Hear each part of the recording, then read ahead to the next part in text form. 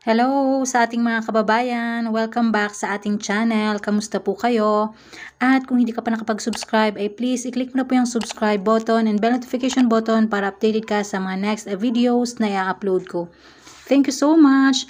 And for this video ay gusto kong i-share sa inyo kung magkano na yung total earnings natin sa SeaBank. So, by the way, kung wala pa kayong SeaBank account ay meron na po akong video kung paano kayo makapag-open at kung paano kayo makapag-cash in from GCash to SeaBank account. So, dahil nga po last July 23 lang tayo nakapag-open ng account. So, ayan, meron na tayong na-earn na interest. By the way po, daily po siyang pumapasok sa ating account. At kung makita nyo dito, ay up to 4.5% per annum yung interest na pwede nating ma-earn dito sa ating SeaBank account. So, kung wala pa po kayong SeaBank account, pwede po kayong mag-open gamit ang aking referral code or yung aking referral link nasa description box or nasa comment section. So, once ma-download nyo po yung SeaBank application, so enter nyo lang po yung referral code para magkaroon po kayo ng 50 pesos na direct na mapapasok sa inyong SeaBank account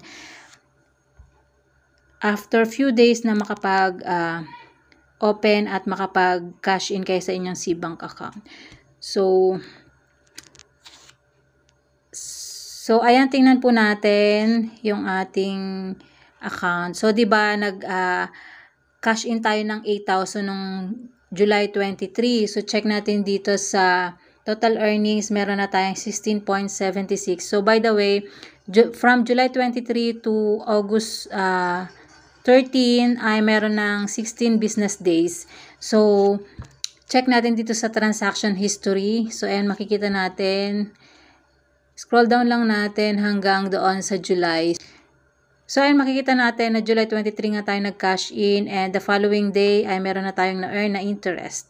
And, ayan, nag-accumulate na siya ng interest day by day. So, thank you po sa mga gumamit ng aking referral code. So, meron akong na-receive na referral reward. So, by the way, dalawa na po yung na-receive ko na referral reward. So, thank you so much. So, ayan, hanggang August 13, ay meron tayong nare-receive na interest daily. So, bali, ang total na nga niya is 16.76. So, pag-check ko nun, pag-click natin ng total earnings, so, ayan lalabas. This is your total net interest earnings since you've started your savings journey with SeaBank. So, calculate earnings. Check natin yan. So, ganito daw po yung pag-calculate ng interest sa SeaBank. Up to 4.5% annual interest. So, for example, meron tayong 100,000 pesos sa ating SeaBank account. So, daily, ang interest na papasok is 9.84. So, sa 30 days ay meron tayong 295.08.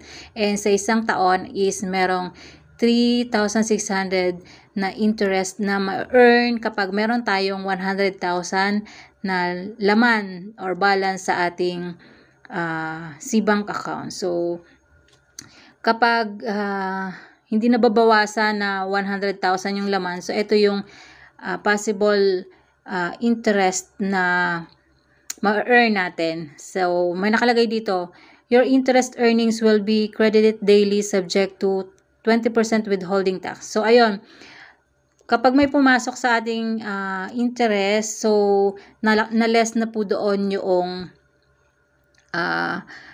withholding tax. So, ayan.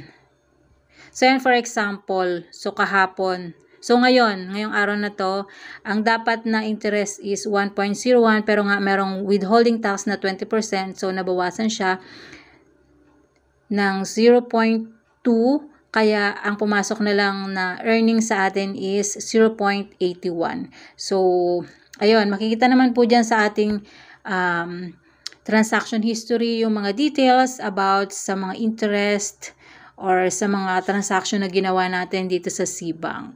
So, ayun, sa next video natin is try naman natin na mag-transfer from SeaBank to other accounts. So, for this video, ayun lang po muna. And abangan nyo po yung mga next videos natin. Thank you so much for watching. Bye!